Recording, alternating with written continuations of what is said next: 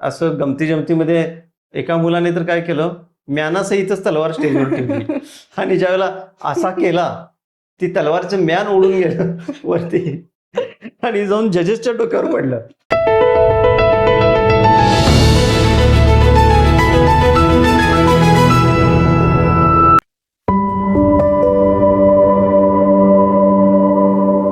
नमस्कार, मी आहे प्रीती आणि तुम्ही बघत आहात टॉक शो विथ प्रीती, जिथे बीट्स, पॅशन आणि स्टोरीज एकत्र येतात. मी आज घेऊन आली आहे टॉक शो विथ प्रीतीचा न्यू एपिसोड. आजचा एपिसोड खूप स्पेशल आहे कारण की आज आपल्यासोबत असणार आहेत एक असे कोरिओग्राफर ज्यांनी आपल्या डान्सने आणि त्यांच्या टॅलेंटने अनेकांना इन्स्पायर केले, मिस्टर तेजस ढेरे सर. तर आज आपण सरांकडून जाणून घेणार आहोत डान्सबद्दलची त्यांची फिलॉसॉफी, त्यांचा struggle. So stay tuned. Welcome to the show sir. Sir, आपल्या ऑडियन्सला सांगा की तुमचं डान्स जर्नी कसा सुरू झाला.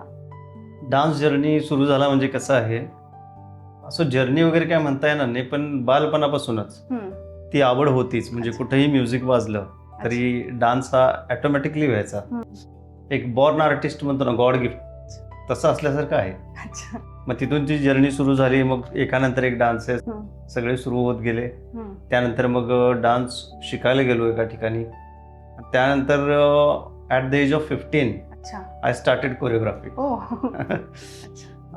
त्यावेळेला आमच्याकडे सोर्सेस असे फार काय नव्हते. म्हणजे सोशल मीडिया तर तेव्हा नव्हता जास्त काही.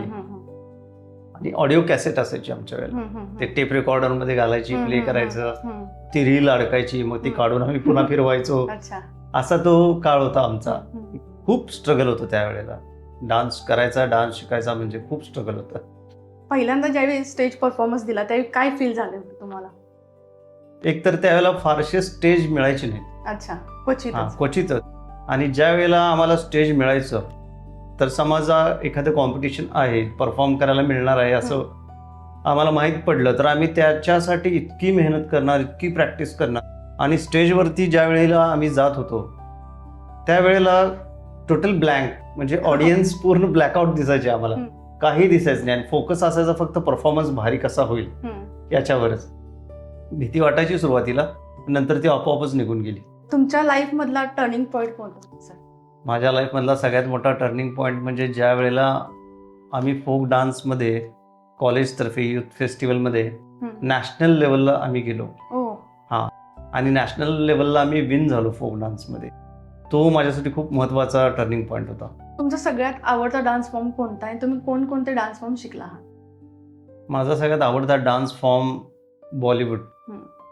आणि पहिल्यापासून आम्ही जे शिकलेलो आहे ते क्लासिकल शिकलेलं आहे, फोक डान्स शिकलेला आहे, भरतनाट्यम असू दे, कथक असू दे, आणि ब्रेक डान्स, हिपहॉप, झुंबा, असे अनेक फॉर्म्स शिकलेलो आहे. ट्रायबल डान्स, पुन्हा जे स्टेट वाईज डान्स असतात, प्रत्येक स्टेटचे एक वेगळे हे असतं आयडेंटिटी, तसं त्या ठिकाणी आम्ही जाऊन शिकलेलो आहे. मग तुम्हाला आतापर्यंत सगळ्यात चॅलेंजिंग डान्स फॉर्म कोणता वाटतो?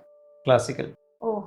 ऑलवेज चॅलेंजिंग, कारण त्याच्यामध्ये इतके भाव आहेत, इतक्या मुद्रा आहेत आणि अमर्याद आहे. ते मीन्स हा खूप मोठा समुद्र आहे. क्लासिकल डान्स हा कधीही न संपणारा एक झरा म्हणला तरी चालेल पाण्याचा, आणि तो कितीही शिकला तरी कमीच आहे. आता त्याच्यामध्ये अजून भरपूर जी जुनी लोक होती ती आता नाही आहे. त्यांच्याकडे तर शिकण्यासारखं इतकं फार होतं की आयुष्य कमी पडेल पण ज्ञान पूर्ण मिळायचं नाही, असं ते आहे. Classical dance is very complicated. Sir, local लेवलवरती डान्स शिकवताना सगळ्यात मोठं चॅलेंज काय असतं? सगळ्यात मोठं चॅलेंज लोकल लेवलवरती असे एक नाही, भरपूर असतात. अनेक चॅलेंजेस असतात. कारण समोरचा व्यक्ती जेव्हा येतो शिकायला तेव्हा त्याचे ड्रीम्स फार वेगळे असतात. म्हणजे त्याला अगदी असं प्रोफेशनली डान्स करायचा असतो, पण येत तर काहीच नसतं, कारण बेसिक सुद्धा माहीत नसतं. पण पाहिजे असतं मात्र सगळं अगदी टी व्हीमध्ये जसं बघतो आपण रियालिटी शोजला तसा डान्स हवा असतो, आणि ते पॉसिबल नसतं. मग त्यांची ती समजूत काढणे, त्यांना स्टेप बाय स्टेप शिकवणे. आणि आजकाल काय झालंय, इन्स्टंट पाहिजे असतं. म्हणजे मी आज आलो आणि आजच मला हिरो करा, ते पॉसिबल नाही आहे. पण तरी सुद्धा त्यांची बॉडी लँग्वेज बघून त्यांना काय स्टेप सूट होतील, त्यांचं त्या सॉन्ग प्रती बिहेवियर कसं आहे हे सगळं चेक करून लवकरात लवकर त्यांना सेट करून देणं हे फार चॅलेंजिंग असतं. मग फॅमिलीचा सपोर्ट कसा होता सुरुवातीला? फॅमिलीचा सपोर्ट म्हणजे कसं, त्यावेळेला आमच्या काळात फारसा डान्स कोण करत नव्हतं. मग आमच्या फॅमिलीत तर कोणच नाही. मग त्यावेळेला म्हणायचे सगळेजण की मुलगा आहे, डान्स करतोय, बरं दिसते का वगैरे असं तसं. पण प्रत्यक्षात ज्या वेळेला त्यांनी माझा परफॉर्मन्स बघितला त्यानंतर मला प्रचंड सपोर्ट मिळाला फॅमिलीतून. आणि आमच्या आईला जास्त आवड डान्सची. हा, त्यामुळं वडिलांनी पण सपोर्ट भरपूर केला, टोटल फॅमिलीने सपोर्ट केला, नेबर्सनी सपोर्ट केला, मित्रपरिवाराने सपोर्ट केला, सगळ्यांचाच सपोर्ट मिळाला. कारण त्यावेळेला बऱ्यापैकी डान्स करणारे कमीच असायचे, असं होतं. खूपच कमी, खूपच कमी. मग लाईफ मध्ये असं कधी वाटलं की डान्स सोडून द्यावं, म्हणजे असं मी आता थकलोय बाबा, बास आता, असं कधी झालंय? हा, असा प्रसंग प्रत्येकाच्याच आयुष्यामध्ये येत असतो. तसं माझ्याही आयुष्यात आला होता. कारण एक पॉइंट होता की आता काय, पुढं सोर्सच नाही मला होता आणि फायनान्शियली पण पूर्ण डॅमेज झालो होतो. आणि आता काय करायचं, पुढं काय करायचं, माझं फ्युचर काय, कसं होईल, काय होईल, या त्रासाने वैतागून कधी कधी असं वाटलं की सोडून द्यावं. पण ते काही क्षणच वाटायचं, कारण त्या व्यतिरिक्त दुसरं काय आवडायचंच नाही आणि जमायचं पण नाही. कारण मन पूर्ण त्यातच होतं. त्यामुळे असं वाटलं होतं, पण ते क्षणिक असायचं. असं कायमचं सोडून द्यावं असं काही नाही आहे. कारण त्यात काय मिळतं काय नाही हे आम्ही कधीच बघितलं नाही. बस लाईफ विथ डान्स एवढंच. मग तुमच्यासाठी काय इम्पॉर्टंट आहे, पैसा कमवणं की पॅशन फॉलो करणं? Passion is important. पैसा खर्च होऊन संपतो, पण पॅशन संपत नाही. आणि पॅशन असेल तर पैसा आपोआप पाठीमागे येतोच. त्यामुळं पॅशनच इम्पॉर्टंट आहे. आणि पॅशन असेल तर पैसा काय करतो, तुम्हाला सुख सोयी देईल जास्तीत जास्त, तुमच्या गरजा भागवेल, आणि ते काय एक माइंड सॅटिस्फॅक्शनचा पार्ट आहे. बरोबर आहे. पण पॅशनमध्ये जे आम्हाला समाधान आहे, जे आनंद मिळतो, तो त्यात नाही. त्यामुळं आमच्या समोर दोन गोष्टी ठेवल्या, पॅशन किंवा पैसा, तर आम्ही पॅशनच निवडणार. स्टुडंट्सना शिकवताना सगळ्यात मजेशीर काय वाटतं? सगळ्यात मजेशीर स्टुडंट्सना शिकवताना असे खूप मुवमेंट्स असतात की ज्या वेळेला मजेशीर गोष्टी घडत पण असतात आणि काही अनपेक्षित गोष्टी पण घडत असतात. म्हणजे त्या शॉकिंग असतात. खरं सांगायचं म्हणजे इंजुरीज, डान्स करताना काहीतरी स्टेप करताना पाय घसरला, पडलो, लागलो, अशा पण गोष्टी घडत असतात. तर त्यावर सुद्धा खूप फोकस ठेवावा लागतो. आणि लहान मुलं ज्या वेळेला डान्स शिकायला जातात त्यांच्यावरती कोणाचा कंट्रोल नसतो. आणि माझ्या बाबतीत म्हटलं तर ते माझ्याशी फार असं फॅमिलियर असतात. म्हणजे इतकं की अंगा खांद्यावर उड्या मारणे इथपर्यंत अगदी घरच्यासारखंच समजतात ते मला. त्यांना शिकवताना तेवढं लहान होऊन शिकवावं लागतं. मग त्यांच्यासोबत सुरुवातीला खेळावं लागतं, लहान बनून खेळावं लागतं, आणि मग ते डान्स शिकायला तयार होतात.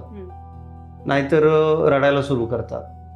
मग कधी कधी असं पण वाटतं की डान्स क्लास चालू ठेवलाय मी की पाळणाघर काढलंय, असा एक प्रसंग वाटतो. पण नाही, पहिला 1-2 दिवस मुलं असं करतात, पण नंतर एकदा त्यांना कळालं की सर आपल्याला म्हणजे आपल्यासारखेच आहेत, तर मग ते डान्स शिकतात. मग ते शिकवताना भरपूर अडचणी येतात. घरच्यांना तर त्यांच्या लगेच यावं अशी इच्छा असते, पण आम्हाला माहित असतं की मुलं त्यांच्या कलानच जायला पाहिजे, ते हळूहळू शिकणार. मग असे बरेच स्टुडंट झाले आजपर्यंत. कमीत कमी 5,000 स्टुडंट्सना शिकवलं असेल मी डान्स. आणि स्कूल्समध्ये, गॅदरिंग्समध्ये वगैरे पण जातोच मी. मग तिथं ग्रुप डान्स असतात. पण तिथं कसं असतं, ग्रुप डान्समध्ये सगळ्याच पॅरेंट्सना काय वाटत असतं की माझा मुलगा समोर पाहिजे किंवा माझी मुलगी समोर पाहिजे, आणि ते पॉसिबल नसतं. मग त्यामध्ये असं असतं की एक 20-25 जणांचा ग्रुप आहे, त्यामध्ये 1-2 इतके चाणाक्ष असतात, इतकं मस्त करत असतात की नाईलाज असतो त्यांना पुढे घ्यावंच लागतं. हां, मग त्यामध्ये काही असे पण असतात स्टुडंट्स की येत काय नसतंय, पण मीच पुढं पाहिजे, मलाच पुढं पाहिजे. तर अशा स्टुडंट्सना पण हँडल करणं फार कठीण असतं. तर अशा बऱ्याच गमती जमती घडत असतात. आणि सगळ्यात मोठी गंमत काय असते, ज्या स्टुडंटला आम्ही पाठीमागे उभा करतो, परफॉर्मन्सच्या वेळेला नेमका तो डान्स करत पुढे येतो, आणि जो चांगला करतो तो ऑटोमॅटिकली मागे गेलेला असतो. पण आम्ही तिथं स्टेजवर जाऊन त्यांना पुन्हा उभा करू शकत नाही. तर अशा बऱ्याच अनेक गोष्टी आहेत की ज्या डान्स शिकवताना घडतात. आणखीन काही मुलं तर अशी आहेत की शिकवायला उभा केलं तर नुसतीच उभारतात. अशी उभारणार ना की पकडून आणले का काय, आणि सगळा क्लास होईपर्यंत ते हालत सुद्धा नाही, असेच उभे. 1 तास आमचं सेशन असतो, तो सेशन कम्प्लीट होईपर्यंत असेच. मग मला ते पॅरेंट्स म्हणायचे, अहो तो काहीच करेना, तुम्ही त्याला काहीच बोलत नाही. त्यावेळेला मी त्यांना सांगणार, तो काय करत नाही आहे असं नाही आहे, तो त्याच्या मेमरीमध्ये स्टोअर करायला आहे सगळं, आणि ती गोष्ट खरी असायची. हां, आणि ते त्या मुलासमोर मुद्दाम बोलणार मी, तो उलट सगळ्यांपेक्षा भारी करतो, तो आत्ता मेमरीमध्ये स्टोअर करायला आहे सगळं, नंतर बघा तो तुम्हाला करून दाखवेल, असं मी बोललो की ते मुलगा ऐकायचा तो, आणि त्या मुलाला कॉन्फिडन्स निर्माण व्हायचा. आणि एक दिवस अचानकच तो चालू करायचा डान्स करायला, आणि सगळ्यांपेक्षा भारी करायचा. असे अनेक अनुभव आहेत माझे की अनेक मुलं अशी आहेत, मुली आहेत अशा की शिकायला उभारलं तर काहीच करणार नाही, पण अचानकच एक दिवस असा डान्स तुफान करायला चालू करतात ना की सगळ्यांना मागे टाकतात. मग ते पॅरेंट्सना पटतं की अरे होय, सर म्हणत होते ते बरोबर होतं, पण याला पेशन्स लागतात खूप, आणि ते पेशन्सच आजकाल नाही आहेत. कारण काय आहे, सगळं इन्स्टंट झालेलं आहे. काय पण पाहिजे असेल तर आता त्यांचा टीचर झालंय Google. Google is teacher, first teacher. आई वडील पण नाही आहेत आता मुलांचे, प्रथम गुरु गुगल झालेला आहे, आणि त्यात एक भर पडली AI ची. त्यामुळं हे यूट्यूब असो किंवा सोशल मीडिया असो, याच्यावर मुलं जास्त आता जात आहेत. आणि पूर्वी जे डान्सला मुलं यायची, ती टोटली म्हणजे त्या क्लासरूममध्ये आल्यानंतर त्यांच्या डोक्यामध्ये फक्त सर काय सांगतात आणि आपण काय करावं एवढंच असायचं. पण आता जे मी बघतोय ना या सोशल मीडियाच्या पिरियडमधली मुलं, ती 50% इन द क्लास आणि 50% आउट ऑफ माइंड असतात. मग त्यांना ते पूर्ण शुद्धीवर आणावं लागतं पहिल्यांदा, आणि मग शिकवावं लागतं. हे खूप अवघड आणि विचित्र आहे. आणि सगळ्यात महत्वाचं काय की या स्टेप्स लक्षात ठेवणं. आम्ही एक लक्षात ठेवू, म्हणजे मोठे सुद्धा विसरतात भरपूर, पण ही लहान मुलांना शिकवलं, आज शिकवलं, घरी गेले दुसऱ्या दिवशी आले तर ते विसरलेले असतात. पुन्हा रिबिल्ड करायचं. आणि टायमिंग असतं. कसं आहे की आता कॉम्पिटिशन एक 10 तारखेला आहे, तर पॅरेंट्स काय करतात, 3 तारखेलाच घेऊन यायचं. आता 5-6 दिवसात तो कसा शिकेल आणि त्याच्या लक्षात कसं राहील सगळं. पण ते आता सगळं इन्स्टंट झालंय, मॅगी सारखं 2 मिनिट में. मग हे चॅलेंजिंग पण आहे आणि मजेशीर पण आहे. मग आमच्या हातून जेवढं जमतं तेवढं आम्ही शिकवतो, त्यांना तयार करतो खरं प्रॉपर त्या छोट्याशा पिरियडमध्ये, आणि परफॉर्मन्स होतो. आणि लगेच फोन येतात, सर खूप छान झाला परफॉर्मन्स, आणि प्राइज पण मिळालेलं असतं बरं का. प्राइज फर्स्ट आला, सेकंड आला. मग आम्ही विचार करतोय इतकं सहज आहे का फर्स्ट आणि सेकंड येणं. 5 दिवसात डान्स केला, फर्स्ट प्राइज मिळाला, म्हणजे त्याच्या कॉम्पिटिशनला जी मुलं आहेत ती काहीच केली नाही, ते सिद्ध होते. बरोबर, किंवा केले असतील चांगलं, पण त्याच्यापेक्षा ह्याचं चांगलं झालं. आणि आजपर्यंत जितके डान्स सेट केलेत ते सगळे सक्सेसफुलच आहेत. कारण स्कूलमधून किंवा पॅरेंट्सचा फोन येतोच, आणि नंतर अशी आयडेंटिटी झाली की मुलगा डान्स करायला लागला कुठल्याही स्कूलमध्ये, कुठलाही, ते पॅरेंट्स किंवा तिथले टीचर्स, तेजस सरांनी सेट केलाय ना, असं डायरेक्ट, म्हणजे ती आयडेंटिटी झाली की प्रॉपर डान्स असेल तर सरांनी सेट केलेला, असं ते सगळीकडे एक प्रोपगंडाच झाला होता वेगळा. तर अशा खूप गमती जमती आहेत. परत प्रॉप्स घेऊन डान्स करणे. आता लहान मुलांना प्रॉप्स घेऊन डान्स करायचं म्हणजे अवघड आहे, पण तरी सुद्धा प्रॉप्स घेऊन डान्स करताना अशा गमती जमती घडत असतात ना की हसून हसून लोटपोट होतोय आपण. म्हणजे त्यांच्या हातात एखादी मटकी उचलायची आहे, किंवा काठी फिरवायची आहे, किंवा तलवार फिरवायची आहे, तर ते असं गमती जमतीमध्ये एका मुलाने तर काय केलं, म्यानासहितच तलवार स्टेजवर ठेवली, आणि ज्यावेळेला असा केला ती तलवारचं म्यान ओढून गेलं वरती, आणि जाऊन जजेसच्या डोक्यावर पडलं. म्हणजे अशा बऱ्याच गमती जमती आहेत. किंवा तुम्ही हे मटकी वगैरे घेता, तर ते परफेक्ट म्युझिकला तिथपर्यंत पोचलेच नाहीत त्या मटकीपर्यंत. तर ते म्युझिक गेल्यानंतर ती मुलगी चिडली आणि स्टेजवरच तिनं दात ओढून फोडूनच टाकली मटकी. म्हणजे अशा काही गमती जमती आहेत भरपूर. की डान्स शिकवताना खूप मजेशीर असतात आणि आनंद मिळतो त्यामध्ये आम्हाला. नक्कीच. खूप खूप आनंद मिळतो. तर असं सगळं आहे एकंदरीत. सर, किड्स आणि अडल्ट मध्ये सगळ्यात सोपं कोणाला जातं डान्स शिकवणं? Obviously kids. कारण ऍडल्ट्स ऐकत नाहीत लवकर. कारण बरोबरच आहे, कारण त्यांच्या डोक्याला व्यापच एवढा असतो सगळं सांभाळून. एक तर ते डान्स करतात हेच आमच्यासाठी खूप मोठं हे आहे, कौतुक आहे की ते डान्स करतात, त्यांना डान्स करायची इच्छा होते. कारण मोस्टली आत्ता सगळे डान्स करायला लागले. ते पण ते मॅरेज संगीत प्रोग्राम्स वगैरे तो ट्रेंड आलाय. आधी फक्त ठराविक समाजातलेच लोकांच्या तिथे संगीत असायचं. आता सगळीकडे सुरू आहे. त्यामुळे आता ऍडल्ट लोकांना सुद्धा वाटतं की आम्ही पण डान्स करावा, त्याचा आनंद घ्यावा आणि शिकायला येतात भरपूर ऍडल्ट. पण कॉम्पॅरेटिव्हली मुलांना शिकवणं सोपं आहे, कारण ते ऐकतात. असं कर म्हणलं की असं करतात, उडी मार म्हणलं की उडी मारतात. तसं ऍडल्टच्या बाबतीत नसतं. काही लोकांना सांध्यांचा त्रास असतो किंवा काही लोकांना बीपीचा, शुगरचा, असं व्हरायटी आहे. किंवा काही लोक स्टिफ असतात बॉडीने, ते हलूच शकत नाहीत. मग त्यांना त्यांच्या स्टाईलचा डान्स, सनी देओल स्टाईल किंवा जितेंद्र स्टाईल, मग अशा स्टाईलचे स्टेप्स वगैरे द्यावे लागतात. आणि मग ते त्यांच्याकडनं करवून घेणं फार कठीण असतं. एक तर त्यांचं टाइम फार हे असतं, एक तर दिवसभर ते बिझी, त्यातून त्यांना टाइम थोडाच असतो आणि त्या थोड्या टाइममध्ये त्यांना शिकवायचं असतं. आता सोपं झालंय, आता काय आपण डान्स सेट केलं की फोनवर शूट करतो आणि त्यांना त्या स्टेप्स बघत बसा म्हणून सांगतो, म्हणजे ते विसरणार नाही. पण आधी तसं नव्हतं ना, आधी लक्षातच ठेवायला लागायचं. आता लक्षात ठेवण्यासाठी मोबाईल आहे आपल्याकडे, तो मोबाईल लक्षात ठेवतो. आपल्याला फक्त जेव्हा टाइम मिळेल तेव्हा त्याच्याकडे बघायचं, असं आहे. पण मला जास्त मुलांच्या मध्ये आणि ॲडल्ट्समध्ये ॲडल्ट्सच्या चेहऱ्यावर जो आनंद येतो ना, तो फार मला चांगला वाटतो. कारण मुलांना काय आईवडिलांनी सांगितले कर म्हणून करत असतात, बरोबर, किंवा स्कूलमध्ये कॉम्पिटिशन आहे म्हणून कर. तसं ॲडल्ट्सना काही टार्गेट नसते, त्यांना फक्त करायचं असते. आणि ज्या वेळेला त्यांना जमतं ते करायला, तर त्यांचा तो आनंदच वेगळा असतो चेहऱ्यावरती.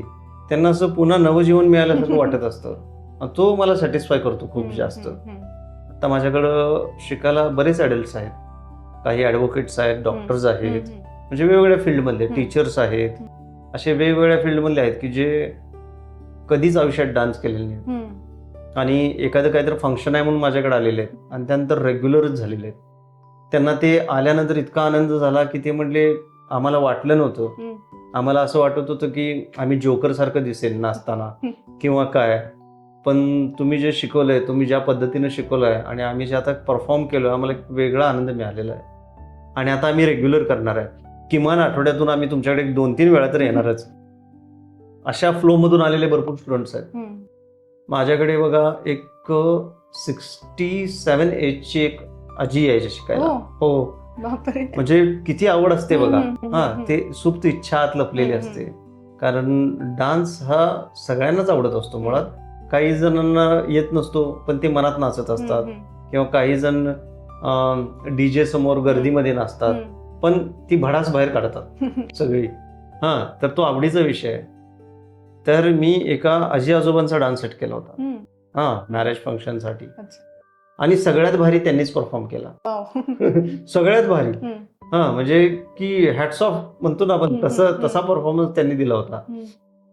कारण ह्या एज मध्ये कपल डान्स करणं खूप इम्पॉसिबल, आणि त्यांनी तो इतका छान केला की तो माझ्या लक्षात कायमचा राहिला असा.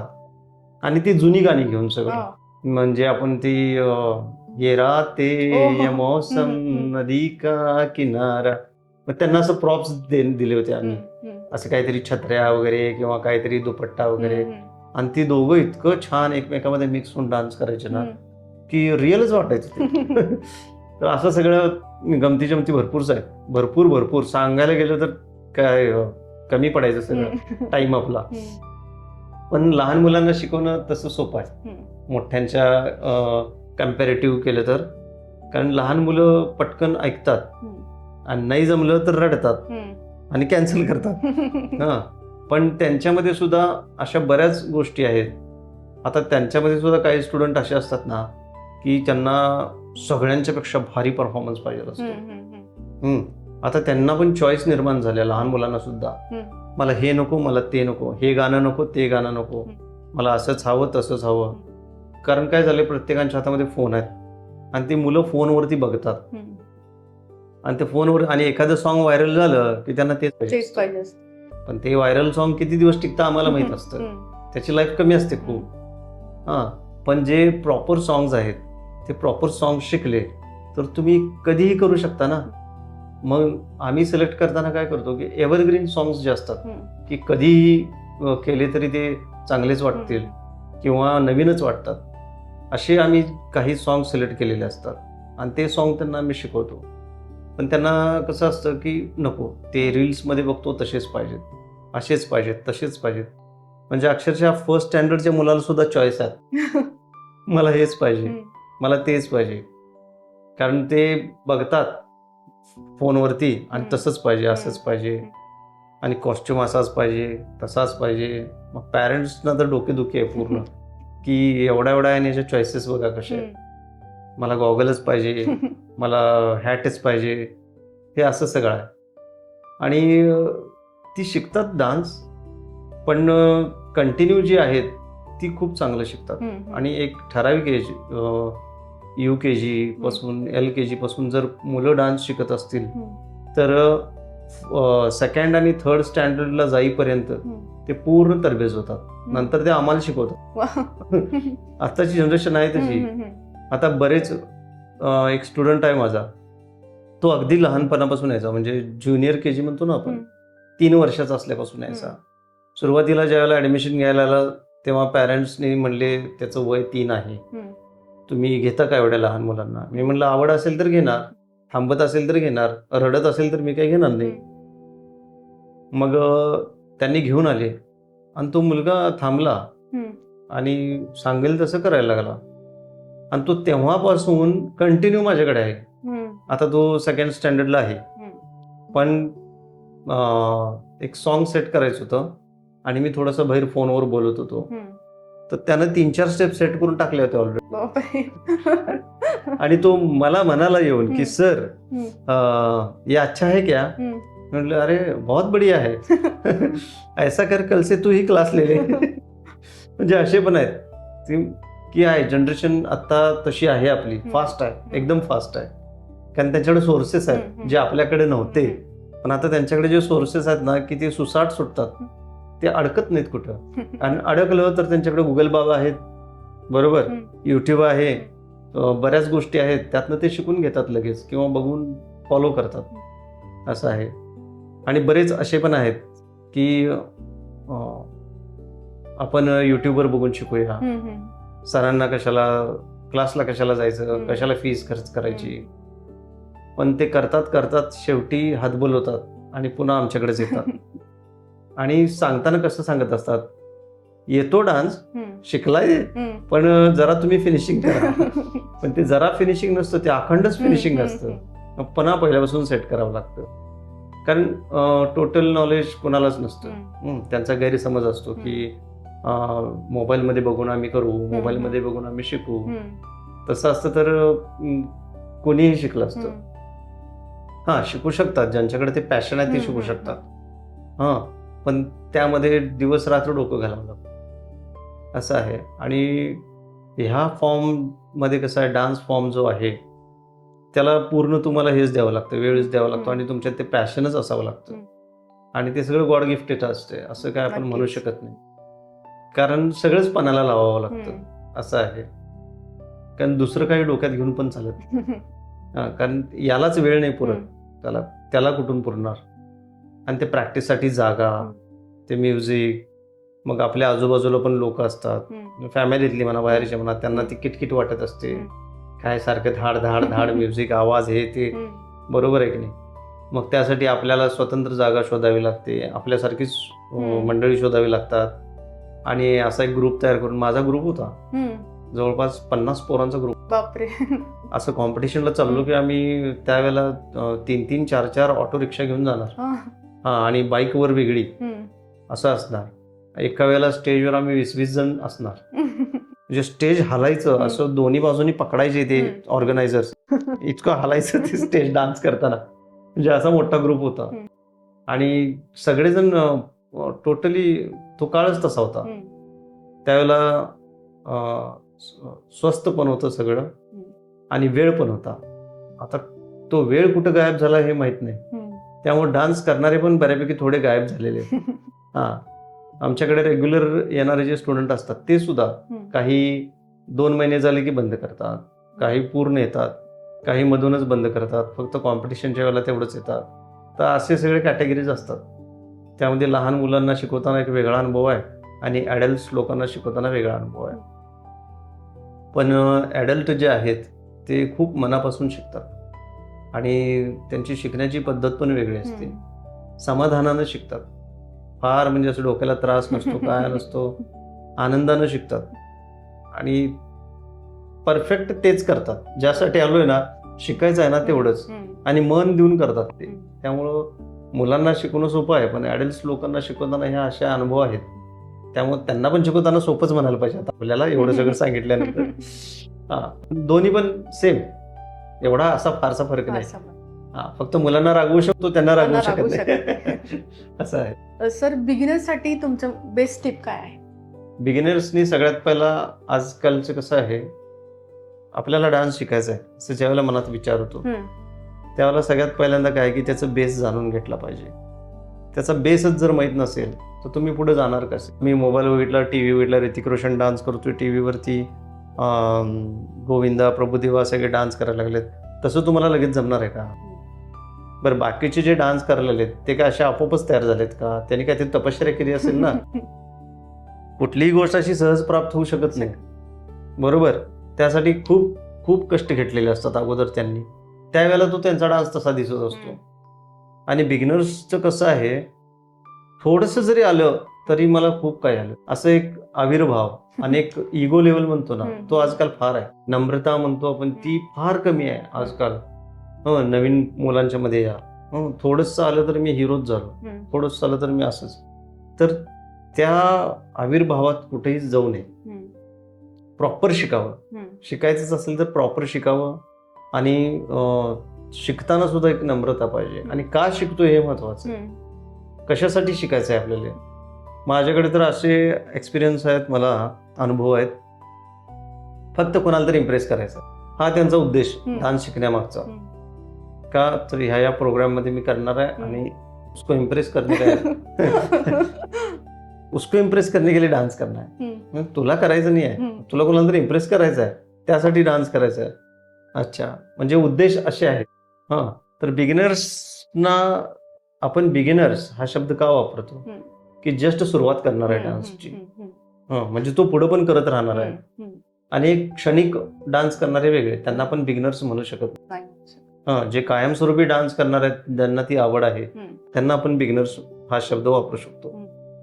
तर हे जे बिगिनर्स आहेत, तर ह्यांनी स्टेप बाय स्टेप जावं आणि सतत आत्मसात करत राहावं. नवीन काय आहे, नवीन काय आहे, हे कसं करायचं आहे, हे मला काय येत नाही, एखादी गोष्ट मला का नाही जमत, याच्यासाठी मी कोणाचं सजेशन घेऊ किंवा कुठल्या गुरुकडे जाऊ. तर हे फार इम्पॉर्टंट आहे. पण कसं आहे की तुम्ही एकटेच चाललाय, तुम्हाला वाटच माहीत नाही कुठे जायचं आहे आणि तुम्ही कुणाला विचारणार पण नाही, तर तुम्ही भटकणार, 100% भटकणार तुम्ही. पण जर तुम्हाला माहीत असेल की अशा ह्या ठिकाणी एक टीचर आहेत, त्यांच्याकडे गेलो तर मला हे शिकायला मिळेल आणि तिथून मला परत वेगळं काहीतरी शिकायचं असेल तर ते सजेस्ट करतील की तू तिथं जा म्हणून. आता मला डान्स शिकायचा आहे तर मी बॉलिवूड डान्स असो किंवा बेसिक असो, ब्रेक डान्स, हे मी शिकवणार. पण जर मला सांगितले की सर आम्हाला क्लासिकल डान्स शिकायचा आहे, कथ्थक शिकायचा आहे, तर मी शिकवायला थांबत नाही तिथे. मी त्यांना ॲड्रेस देतो, प्रॉपर जिथं एक्झाम घेतले जातात, प्रॉपर जिथं शिकवलं जातं, कारण तो पॅटर्नच वेगळा आहे ना पूर्णपणे. मी सेमी क्लासिकल शिकवा म्हटलं तर मी शिकवणार, पण प्युअर क्लासिकल शिकवा म्हटलं तर मी त्या योग्य गुरुकडेच पाठवणार. तिथं जा, तिथं तुला प्रॉपर शिकवलं पण जाईल आणि तुझ्या एक्झाम्स पण घेतल्या जातील. माझ्याकडे असं काय होत नाही. तर हे सुद्धा महत्वाचं आहे तितकंच, की आपण काय शिकणार आहोत आणि काय शिकायचं आहे हे आधी मनात ठरवलं पाहिजे. मला हे शिकायचं आहे तर मला इथं शिकायला मिळते, पण त्याआधी मला बेस शिकला पाहिजे. आणि बेस शिकल्यानंतर मग माझा डान्स सुरू होईल. आता आम्ही तर म्हणतो की आमचा डान्स अजून सुरुवातच झालेला नाही, आणि एवढं डेप्थ आहे त्याला, भरपूर डेप्थ आहे. कुठल्याही गोष्टीला तशी डेप्थ असतेच. कोण कम्प्लीट नसतं, एव्हरीबडी इज इनकम्प्लीट. तर त्या बिगिनर्स लोकांना हे खूप महत्वाचं आहे की स्टेप बाय स्टेप गेलं पाहिजे. सुरुवात म्हणजे आपल्याला थोडंसं जरी येत असेल तर आपण झिरो म्हणून उभारलं पाहिजे. शिकायला उभारल्यावर की आय एम टोटली झिरो आणि इथून माझी सुरुवात आहे. आणि असं ज्या वेळेला नम्रपणे तुम्ही शिकायला सुरुवात कराल त्यावेळेला तुम्ही प्रॉपर तुमची ती डान्सची लाईफ जर्नी आहे ती प्रॉपर कम्प्लीट करू शकाल. आणि त्याला एक आराधना म्हणूनच बघितलं पाहिजे, कारण कोणालाही डान्स शक्य नाही आहे. ते एक गॉड गिफ्टेड आहे म्हटलं मी मगाशी, गॉड गिफ्टेड असतं ते. त्यामध्ये आनंद आहे. आणि चालणे हा प्रथम व्यायाम आहे, धावणे हा द्वितीय आणि नृत्य करणे हा तृतीय. त्यामुळे डान्स हा एक्स्ट्रीम आहे. आणि डान्सने बऱ्याच गोष्टी साध्य होतात. एक तर तुम्ही डान्स सॅडनेसमध्ये पण करू शकता, बरोबर, तुम्ही ते एक्सप्रेस करू शकता. आपल्याला अनेक देवतांनी सुद्धा आता तांडव, की क्रोधामध्ये ते तांडव वगैरे केला हे आपण ऐकतोय, सगळ्यांना माहितच आहे. तर ह्या सगळ्या ज्या गोष्टी आहेत तर डान्स मधून आपण एक्सप्रेस करू शकतो आपल्या फिलिंग्स. किंवा आपल्याला फार आनंद झाला तर आपण काय करतो, डान्सच करतो, बरोबर आहे. तर एक्स्ट्रीम मी का म्हटलं की शेवट पॉइंट आहे ते. तुम्ही नाचणे हा शेवट पॉइंट आहे आणि तो सगळेजण करतात. इव्हन आपल्याला एखादा सक्सेस मिळाला किंवा आपण एखादी क्रिकेट मॅच बघतोय आणि आपल्याला शेवटचा बॉल आणि 4 रन पाहिजे असं वाटते, आणि तिथे मॅच विन होणार आहे आणि ते 4 रन्स बाउंड्री मारली आणि 4 रन मिळाले तर आपण पहिला उड्या मारतो टाण टाण टाण करून. तर तो डान्सच आहे ना. तर डान्स हा इम्पॉर्टंटच आहे. आणि तुम्ही बघा लहान बाळ जेव्हा उभा राहायला शिकतात असं कशाला तरी पकडून, आणि एखादं तुम्ही म्युझिक वाजवा ते चालू करतात, त्यांच्याकडे नॅचरल असतंच ते. म्हणजे वरून पाठवताना तुमच्यात नॅचरली डान्स पाठवलेलाच आहे, फक्त काही जणांनी तो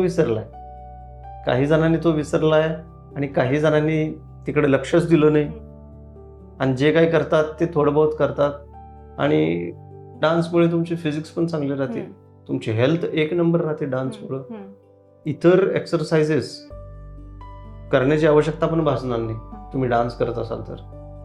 आणि कारण mind, body and music coordination हे त्याच्यामध्ये असतं. तुम्ही एखादा डान्स करत असाल तर बघा, तुम्ही डान्स ज्या वेळेला करत असताय त्यावेळेला तुम्हाला बाहेरचं काहीच आठवत नाही. तुमचं फक्त लक्ष असतं म्युझिक आणि स्टेप्स आणि मुवमेंट. तुम्हाला बाहेरचं काही आठवणारच नाही. हे डान्सची पॉवर आहे. ती एक म्हणतो ना आपण समाधी लागल्यासारखं, तुम्हाला बाहेरचं काहीच नाही आठवत. त्या पद्धतीनं आहे. पण तुम्ही बाकीचं काही इव्हेंट करत असाल तुम्हाला बघा बाहेरचं ध्यान लागतं, माइंड जरा इकडे तिकडे भटकतं, पण डिस्ट्रॅक्ट होतच. पण डान्स करताना तसं होत नाही. ते फोकस राहतं म्युझिकवर, फक्त म्युझिकवरती आणि आपल्या स्वतःवरती. आणि तिसरं जग हरवतच आपलं. त्यामुळे ते खूप एक्सरसाइज पण तुमचा चांगला होतो. आता माझ्यासोबत डान्स करणारे जेवढे आहेत ते सगळे फिट अँड फाईन आहेत. फिट अँड फाईन म्हणजे आता जर तुम्ही बघितला तर ते असं कुठल्याही व्याधीने असं ग्रस्त नाही आहेत, तर ते ओके आहेत. आणि ज्यांनी सोडला डान्स त्यामधली काही उदाहरणं माझ्या डोळ्यासमोर आहेत. ते आता फिजिकली एवढे ॲक्टिव्ह नाही आहेत किंवा भरपूर वेट गेन केलेलं आहे किंवा अनेक प्रकारची त्यांना औषधं सुरू आहेत, अशा बऱ्याच गोष्टी आहेत. पण त्यांना पण मी सल्ला देतो की परत सुरू करा, जसं जमेल तसं करा. आणि ते म्हणतात आता नाही जमत, आता आमचं पोट असं झालंय, आमचं हे असं झालंय. तर तो एक भाग असा आहे की होऊ शकतं की त्यांच्या इतर गोष्टींमुळे, घरच्या जबाबदाऱ्या, त्याच्यामुळे ते लक्ष देऊ शकले नसतील किंवा वेळ देऊ शकले नसतील, असं पण आहे. तसं आपण कोणाला काही बोलू शकत नाही त्याविषयी.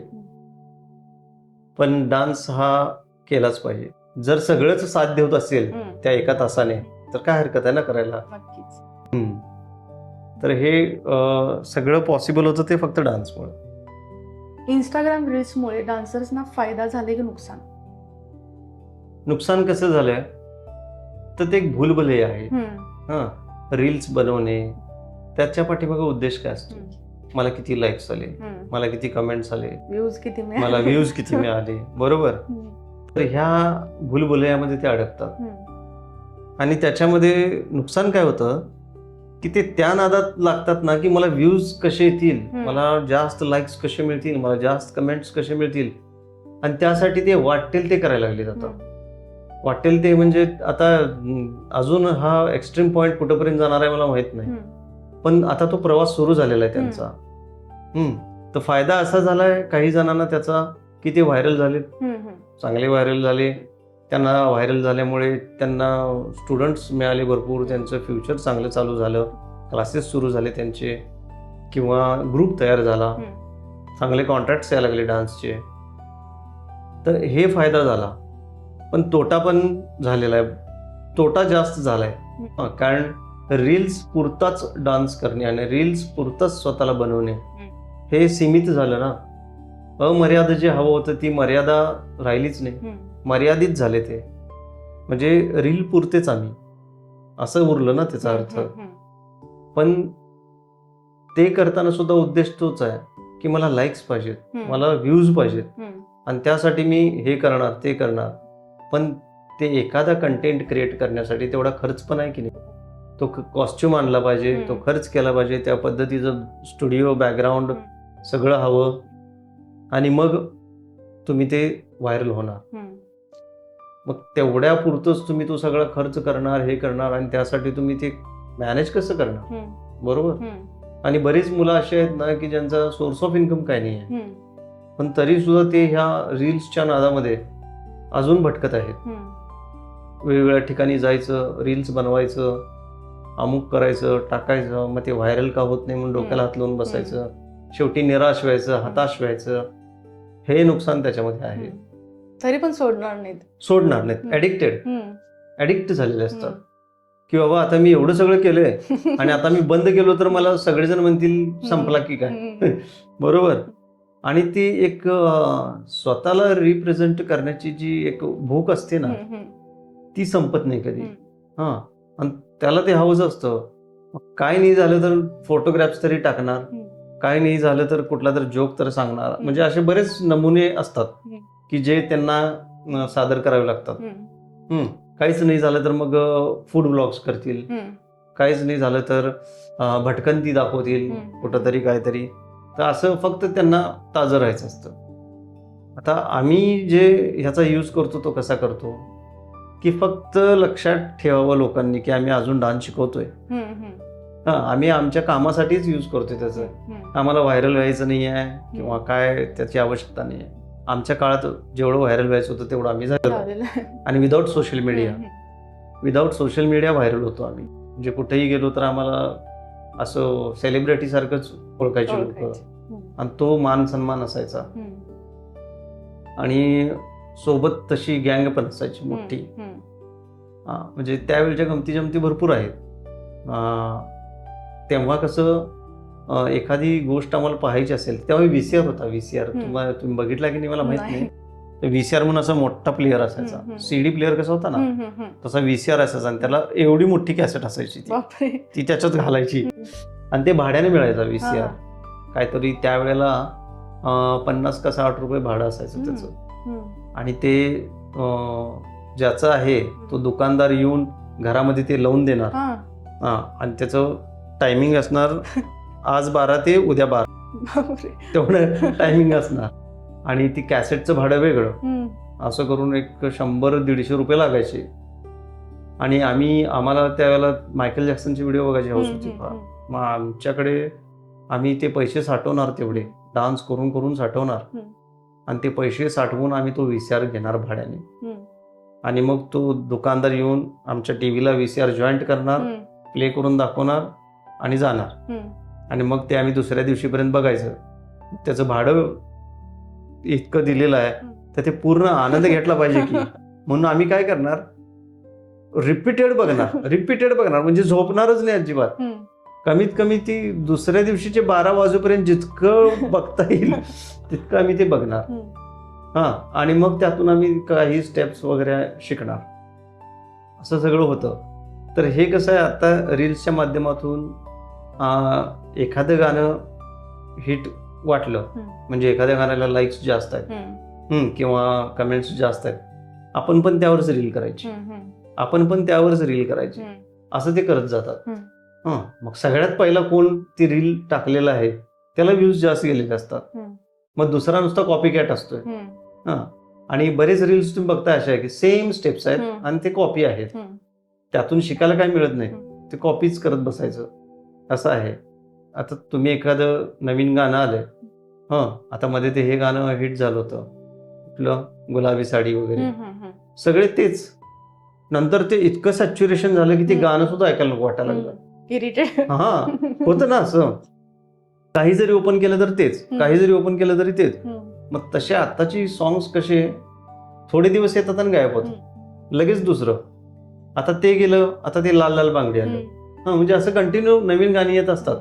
किंवा बरेच असे हिंदी सॉंग्स आहेत जे रिमिक्स आहेत, ते सुद्धा असेच आहेत, येतात जातात. मग हे रील्स बनवणारे काय करतात, जे जास्त व्हायरल आहे ते घ्यायचं, मग त्याच्यामध्ये डान्स काय शिकायला मिळतो, काहीच नाही. आणि मुळात बरेच जण असे आहेत की डान्स शिकायलाच जात नाही. किंवा तुम्ही म्हटलं बिगिनर्स, ते बिगिनर्स पण नसतात, फक्त रील्स साठी आम्हाला डान्स करायचा आहे. मग त्या रील्स साठी डान्स करायचा आहे म्हटल्यानंतर तेवढं तुम्ही पॉवरफुल आहे का, तेवढं आधी पॉवरफुल बनायला पाहिजे. तुमच्याकडे काय तर कंटेंट चांगला पाहिजे. पण तुम्हाला फक्त रील्सच करायचं असेल तर त्यात लाईफ आहे का पुढं, किंवा त्यामध्ये काय प्रोग्रेस काय. काही जणांना ते लक फॅक्टर झालेला आहे, पण काही जणांना नाही झाला, तर त्यांनी काय करायचं. कारण आता एखादा कंटेंट क्रिएट करायचा आहे, एखादं रील क्रिएट करायचं आहे, त्याला वेळ द्यावा लागतो, त्याला एडिटिंगसाठी किती वेळ दिला जातो, कॉस्ट्युम पाहिजे, बरं तसे एक्सप्रेशन्स पाहिजेत, रिटेक 100 होतात, कारण ते तेवढं प्रॉपर येत नसतं. मग मी कुठं तर रोडवरती पब्लिकमध्ये जाऊन डान्स करतो म्हणजे माझा व्हायरल होईल, किंवा मी काहीतरी विचित्र अवतार करून डान्स करतो म्हणजे व्हायरल होईल. उद्देश फक्त व्हायरल होणे. बरं व्हायरल झाला, पुढं काय आहे, पुढं काहीच नाही आहे. व्हायरल होऊन तुम्हाला पुढं काय आहे, काहीच नाही, ती फुलस्टॉपच आहे तिथं. मग अशा पद्धतीनं का व्हायरल व्हायचं, प्रॉपर व्हायरल व्हायला पाहिजे ना. आता डान्समध्ये पण कसे फॉर्म्स आहेत, कॉमेडी डान्स आहेत, काही सिरियस डान्स आहेत, काही नॉर्मल डान्स आहेत, काही हॅपीनेसचे आहेत, काही जास्त गोविंदा स्टाईलचे आहेत, काही प्रभुदेवा स्टाईलचे आहेत, काही हिपहॉपचे आहेत, काही सेमी क्लासिकल आहेत, काही लुंगी डान्स सारखे आहेत, कितीतरी फॉर्म्स आहेत. आता जास्त ट्रेंडिंग साऊथ इंडियन नाकमुका सारखे असे बरेच आहेत. नाटो नाटो नाटो वगैरे असे सॉंग्स, त्यांचा डान्स फॉर्मच वेगळा आहे पूर्णपणे साऊथ इंडियन. त्यांच्या डान्सला खूप स्पीड आणि रिदम पण एकदम हेवी असतो. तर असे सुद्धा सॉंग्स आता रील्समध्ये बघायला मिळतात. तर असं काय लिमिटेशन नाही आहे. प्रत्येक स्टेटमधली मुलं त्या स्टेटमधलं जे काय हिट कंटेंट चालू आहे, सॉन्ग चालू आहे, ते घेऊन रील्स बनवतात. इव्हन असे पण रील्स पाहिलेले आहेत मी की इंडियन सॉंग्सवरती नायजेरियन लोक, तुम्ही पाहिलं असाल, तर ते डान्स करतात, किंवा त्यांचे सॉंग्स घेऊन आपले पण डान्स करतात. म्हणजे आता ते इंटरनॅशनल झाले सगळं पार्ट. तर त्यांना सुद्धा म्हणजे असे कंटेंट पण डोक्यात आले पाहिजेत ना. आता त्या लोकांना, नायजेरियन लोकांना डोक्यात आलं की इंडियन सॉंग्स बॉलिवूडचे घेऊन आपण करूया, हे सुचणं पण महत्वाचं आहे ना. तर ह्याला कंटेंट आपण म्हणतो जास्त करून. आणि ते रील्स बनवणाऱ्यांना ते कंटेंट ज्याला लक्षात येतो तो व्हायरल होतोच. कारण व्हायरल म्हणजे काय, लोकांना आवडणे थोडक्यात. मग किती लोकांना आवडतं. मग त्यामध्ये असं पण आहे, आता बऱ्याच गोष्टी अशा निघलेल्या आहेत की तुम्हाला रेडीमेड मॉनिटाइज्ड चॅनल आम्ही करून देऊ, किंवा आम्ही तुम्हाला व्हायरल करू, मग आम्ही त्याची ऍड बनवून टाकू सगळीकडे, ही रील आम्ही जास्तीत जास्त बूस्ट करू. अशा पण गोष्टी आलेल्या आहेत. आता काय काय बरेच असेच पण रील्स आहेत. व्हायरल व्हायला काय रीलवरती डान्स करायला पाहिजे असं पण नाही आहे. आता काय काय रील असे आहेत की सायलेंट आणि व्हायरल. सायलेंट रील टाकून व्हायरल झालेले आहेत. काय काय जण भूताची रील टाकतात आणि व्हायरल होतात. आणि काय काय जण असं सस्पेन्सिव्ह गोष्टी टाकतात आणि व्हायरल करतात. आणि काय काय तर रील्स असे आहेत की नुसतं असं बाण दाखवलेला असतो, टू टू टू, तिथं काय नसतं बघण्यासारखं, काहीच नसतंय, पण ते बाण असा दाखवतात, ते व्हायरल होतंय, त्याला लाखोमध्ये व्ह्यूज असतात. तर ह्याला काय अर्थ नाही आहे की आपण एवढं व्हायरल झालो म्हणजे आपलं एवढं आवडलं, असं नाही आहे. तर त्याला कमेंट्स काय असतात ना, त्या महत्त्वाच्या असतात. काय काय जण मुद्दाम म्हणून बॅड कमेंट्स टाकतात, काय काय जण चांगल्या कमेंट्स टाकतात. आणि खरोखर तुम्ही चांगलं परफॉर्म करत असाल, आता असे रील्स पण आहेत की खूप सुंदर डान्स केलेला आहे, खूप सुंदर म्हणजे खूप सुंदर, पण त्यांच्याकडे ते प्रॉपर स्टुडिओ आहे, बॅकग्राऊंड आहे, लाईट्स आहे, तसे कॅमेरे आहेत, हां, आणि त्यामुळे ते तसं छान दिसतं. त्यांनी त्यामध्ये पूर्णच उतरलेले आहेत.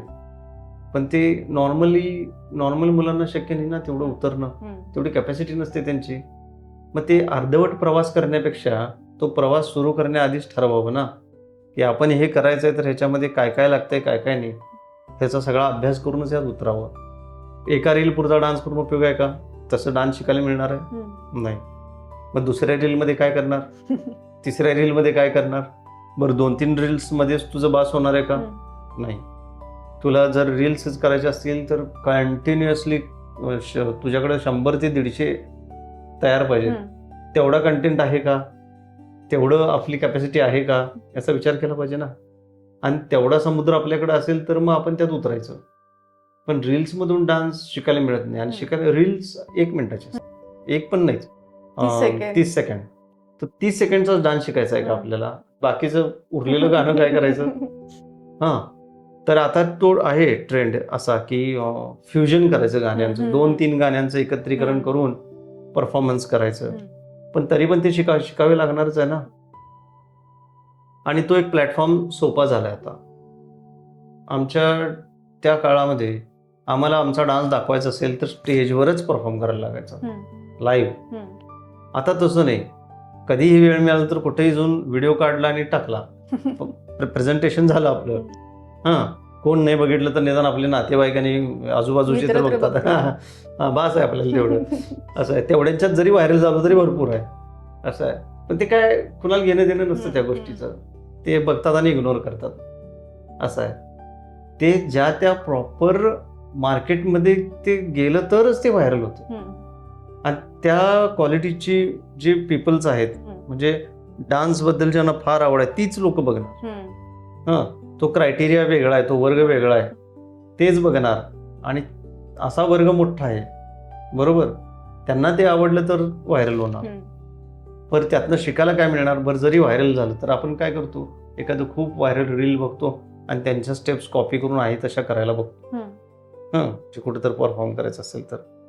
पण ज्यांना कंटिन्युअसली डान्स शिकायचा आहे आणि प्रॉपर शिकायचं आहे त्यांना रील्समधून नाही मिळणार शिकायला. कारण कुठल्या रील्स बघणार तुम्ही आणि किती बघणार अशा बघून बघून. यापूर्वी सुद्धा युट्यूबवर चॅनल्स होतेच की, डान्स शिकवणारे चॅनल्स, डान्सच्या स्टेप शिकवणारे चॅनल्स, हे पहिल्यापासून आहेच. म्हणून काय सगळे डान्सर झाले का? पॉसिबलच नाही ना. कारण ऑफलाईन आणि ऑनलाईन यात फरक आहे. ऑफलाईन जेवढं परफेक्शन आणि प्रॉपर होऊ शकते तेवढं ऑनलाईन इतकं नाही होत, म्हणजे इम्पॅक्ट होत नाही. आता तसं तर मग आपल्याला, आपण पूर्वी एक शो असायचा, आता सुद्धा चालू आहेत असे शो, रेसिपी शिकवतात. TV मध्ये आहे ते आत, ते शिकवतात रेसिपी.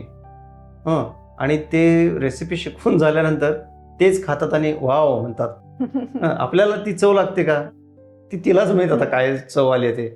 आपण तसं घरात बनवायला गेलो तर तसं बनत नाही. आणि वाव सारखी चव नसतेच. क्वचित त्यामध्ये जे मास्टर आहेत ते बनवतात. तसं आहे ते. ऑफलाईन आणि ऑनलाईनमध्ये फरक खूप पडतो. हे ऑनलाईन झालं. आणि ऑफलाईनमध्ये ज्या वेळेला प्रॉपर स्टेप, ही अशीच व्हायला पाहिजे, तशीच व्हायला पाहिजे, समोर मिरर्स आहेत, त्या मिररमध्ये दिसत असतं, आरसा कधी खोटं बोलत नसतो, बरोबर. तो सांगतो ही तुमची स्टेप बरोबर आहे की नाही, किंवा हा तुमचा डान्स फॉर्म बरोबर आहे की नाही. त्यामुळं तिथं शिकणं, इंस्टाग्रामवर आणि लाईव्ह शिकणं खूप फरक आहे, खूप म्हणजे खूप फरक आहे. आणि लाईव्ह शिकलेलंच चांगलं. तर मध्ये म्हणाले भरपूर कोविडच्या काळामध्ये ऑनलाईन क्लासेस, असं किती टक्केवारी आहे? 1-2-3% असतील जे ऑनलाईन सक्सेस झाले शिकून 2-3%. पण बाकीचे जे 98% आहेत ते नाहीच सक्सेस त्यात. पण तो ट्रेंड काढला शोधून, काढणाऱ्यांनी तो ट्रेंड शोधून काढला की ऑनलाईन. पण ते होत नाही ऑनलाईन. तुम्ही कॅमेरा लावणार स्वतःवरती किंवा लॅपटॉप लावाल आणि तो लांब ठेवणार आणि तुम्ही इथे बसणार. ऑनलाईन योगा कसं पॉसिबल आहे? आता ऑनलाईन योगा चालू आहे, ऑनलाईन शिकवता त्या शिकणाऱ्याला काहीतरी झालं तर तुम्ही त्यातनं बाहेर येणार आहे का लॅपटॉप मधून आणि त्याला वाचवणार आहे का? किंवा तो अडकूनच पडला एखादा आसन करायला जाऊन गळ्यात पाय अडकवला तर तसं आहे ते. जसं रेडिओवरती शिकवत आहे, योगासन करा, पाय धरा, गळ्यात घाला, आणि मग जाहिरात चालू झाली, तो गळ्यातला पाय अडकूनच राहिला गळ्यात, त्याचं काय करू पुढं? म्हणजे असं आहे ते. त्यामुळं हे रील्स मधनं तर मला नाही वाटत की फारसं शिकायला मिळतं. आणि फायदा नुकसान म्हटलं तर 3-4% लोकांचा फायदा झालाय, बाकी सगळ्यांचं नुकसानच झालं याच्यामध्ये. त्यामुळं आम्ही सुद्धा फारसं त्या नादाला लागत. आम्हाला गरजेपुरतं एखादं काय चांगलं वाटलं, आपल्याला चांगलं वाटलं पाहिजे पहिला, हा डान्स चांगला झाला बाबा, तर तो आम्ही रील्स करून टाकतो. पण व्हायरल व्हायचा हा उद्देश कधीच नसतो आमचा. कारण आम्ही आमच्यासाठी डान्स करतो, पॅशन आहे म्हणून करतो. ते व्हायरल करण्यासाठी किंवा जास्तीत जास्त व्ह्यूज यावेत, कारण ते भूलभुलई आहे, आम्हाला माहिती आहे सगळं. त्यात काय तथ्य नाही आहे फारसं. मग आम्ही काय करतो, खरंच एखादा डान्स चांगला वाटला, तो माझा असो किंवा आणि कुठल्या स्टुडंटचा असो, आम्ही शूट करतो आणि तो रील्सला अपडेट करतो. त्याचं कारण असं आहे, रील्सला का अपडेट करतो, तर ते कायमस्वरूपी सेव्ह राहू म्हणून. आमचा उद्देश एवढाच आहे, कारण आपण एवढा सगळा डाटा स्टोअर करून ठेवू शकत नाही. तर रील्समध्ये सेव्ह होऊ शकतं, युट्यूबला आपण टाकलं तर तिथं सेव्ह होऊ शकतं, म्हणजे तो कुठं वाया जाणार नाही डाटा. आणि मग आम्ही ओरिजिनल जे आहे ते डिलीट मारतो, का नाही आता अपडेट केलेलं आहे म्हणल्यानंतर आपल्याकडे ते कायमस्वरूपी राहील, असा उद्देश त्याच्या पाठीमागे असतो. किंवा आधी केलेले डान्स, आता कितीतरी डान्स आम्ही सेट करत असतो, कन्वर्जनाचे लक्षात ठेवायचे, तर ते अपलोड केले की कसं की कायमस्वरूपी राहिलं. मग कधी आम्हाला वाटलं की अरे ते 5 वर्षापूर्वी एक डान्स सेट केला होता, आठवते का तुला? आता कसं आठवणार? मग तो अपलोड केलेला असतो, अपलोड केलेला आहे, मग तो काढायचा हुडकून व्हिडिओ, तो मला परत सेट करायचा आहे. ते व्हिडिओ असतो त्या पद्धतीनं परत शिकवलं की झालं. तर असं आहे, आम्ही त्याचा वापर याच्यासाठीच करतो फक्त, म्हणजे डाटा स्टोअर करणे आणि मेमरी लॉस कुठं होऊ नये म्हणून त्याचा यूज करतो आम्ही. सर, फ्युचरमध्ये AI आणि सोशल मीडियामुळे डान्सर्सवरती कसा इम्पॅक्ट पडणार आहे असं तुम्हाला वाटतं? इम्पॅक्ट पडणार ना, कारण आता AI तुम्हाला डायरेक्ट मायकेल जॅक्सन सारखा नाचवतो. तुम्ही फक्त तुमची इमेज टाकायची आणि AI ला कमांड द्यायचा आणि बाजूला मायकेल जॅक्सनचा व्हिडिओ प्ले करायचा, तर तुमच्या इमेजला तो same to same Michael Jackson सारखा मूनवॉक करायला लावतो. तर हे किती फसवं आहे ना सगळं. फसवंच आहे ना हे. आता AI मध्ये तुम्हाला काहीही हवं असेल तर तुम्ही AI ला सांगितले की तो देतो. म्हणजे AI म्हणजे एक असा ब्रह्मदेव असल्यासारखं आहे की वरदान मागितलं आणि लगेच मिळालं. तथास्तु, घेऊन टाक तुला, बरोबर. AI मला हे हवं आहे, ह्याची रेसिपी हवी आहे, घेऊन टाक. AI हे कसं बनवायचं सांग, लगेच तो सांगतो. इव्हन आता इतका वापर त्याचा वाईट पद्धतीनं सुरू आहे की लोक डॉक्टरकडे जात नाहीत, AI ला विचारतात मला असं झालंय, मी कुठली गोळी खाऊ? चॅट जीपीटी हे डेंजरस आहे, खूप डेंजरस आहे.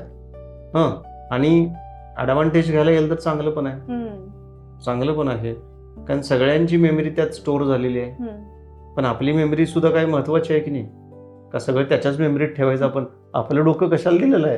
ह्या डोक्यानेच ते बनवलेलं आहे ना, बरोबर आहे की नाही? माणसाच्या बुद्धीनंच बनवलेलं आहे. मग आपली बुद्धी शाबूत ठेवणं महत्वाचं आहे. पण हे कधीपर्यंत आहे? जोपर्यंत ऊर्जा आहे, म्हणजे इलेक्ट्रिसिटी आहे.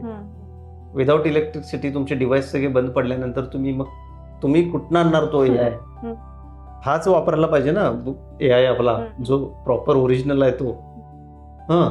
तर हे सगळं डिपेंड्स अपॉन, बरोबर. नेट आहे तोपर्यंत. नेट बंद झाले की तुम्ही काय करणार? काहीच नाही. इलेक्ट्रिसिटी गेली तर तुम्ही काय करणार? काहीच नाही. आता तशी भीती निर्माण झाली होती, काय वॉर चालू आहे, बरोबर. साधं सिलेंडर तुम्हाला नाही मिळालं तर तुमची किती धावपळ उडाली, तुम्ही किती टेन्स मध्ये आला, बरोबर. पण जे पहिल्यापासून चुलीवर करतात त्यांना काय त्रास आहे का त्याचा? नाही, कारण ते ओरिजिनल आहे ना, त्यांच्याकडं एनर्जीचा सोर्स ओरिजिनल आहे. तसं आपल्यामध्ये पण एनर्जी सोर्स आहे. मग आता नेक्स्ट जनरेशन काय करणार? सगळं AI. पण आम्ही जो प्रवास केलेला आहे तो टेप रेकॉर्डरच्या कॅसेटपासून ते आत्ताच्या पेनड्राईव्ह पर्यंत किंवा अँड्रॉइड्स पर्यंत केलेला प्रवास आहे आम्ही. हा प्रवास आम्ही बघितला आहे आणि त्या प्रवासाचे आम्ही साक्षीदार आहोत. टेप रेकॉर्डरची कॅसेट, त्याच्यानंतर CD प्लेअरची CD, MP3. त्यावेळेला आता कसं नुकसान होतं ते मी तुम्हाला सांगतो. ज्या वेळेला आम्ही एक कॅसेट विकत घेत होतो त्यावेळेला 50 रुपयाला कॅसेट असायची आणि त्याच्यामध्ये फक्त 6 गाणी असायची एका कॅसेटमध्ये. A साईड आणि B साईड असायची त्याला. असं लावलं की 3 गाणी लागायची आणि उलटं लावलं की 3 गाणी लागायची. म्हणजे 50 रुपयाला आम्ही 6 गाणी विकत घेत होतो फक्त. नुकसान कसं होत गेलंय बघा. त्याच्यानंतर CD आली,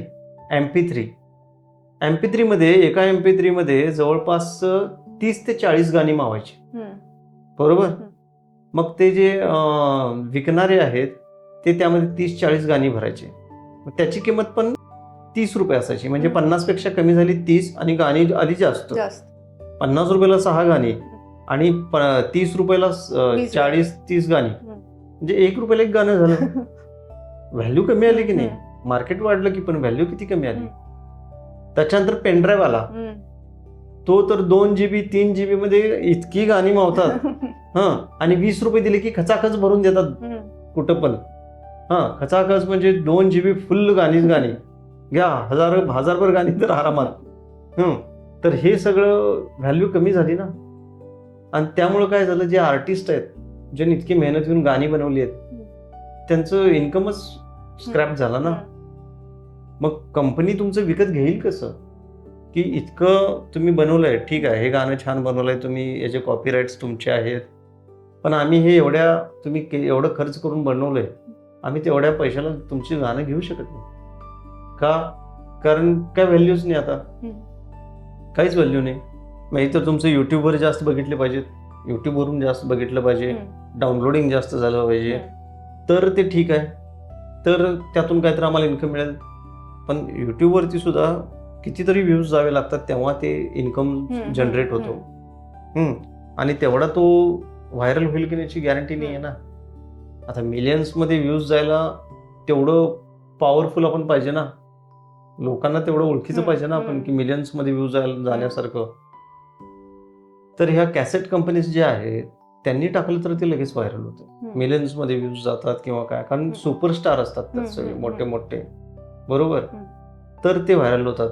पण इन्कम सोर्स संपत गेला ना सगळा टोटल. आता तर घरटी एक युट्यूब चॅनल आहे तुम्ही बघायला गेला तर, पण सगळेजण सक्सेस आहेत का? नाही. तर जे सातत्यानं त्यात असणार आहेत ते सक्सेस होणार आहेत, कारण त्यांनी निवडले ते जो भी करणार हेही करणार, तर ते सक्सेस आहे. तर AI मुळे आणि ह्याच्यामुळे काय होणार आहे की इन्स्टंट सगळं मिळणार आहे, पण हे बुद्धी वापरायचं कार्यक्रम बंद होणार आहे. त्यामुळे त्याचा इम्पॅक्ट डान्सवर पण पडणार आहे. मी डान्स केलाच पाहिजे कशाला, माझा फोटो फक्त टाकतो आणि प्रभुदेवाचा कुठला तरी डान्स त्याला अटॅच करतो, म्हणजे मी प्रभुदेवासारखा डान्स करेन आणि तीच रील मी व्हायरल करतो. पण ऍक्च्युली तो डान्स मी केलाय का? त्यामुळं बघणाऱ्या लोकांनी ते कितपत ग्राह्य पकडायचं हे त्यांना पण शंका आहे. आणि आता येणारा काळ असा आहे बघा, तुम्ही काही जरी केलं ना तर लोक ChatGPT ना असं म्हणणार, AI ना, बरोबर आहे की नाही, असं.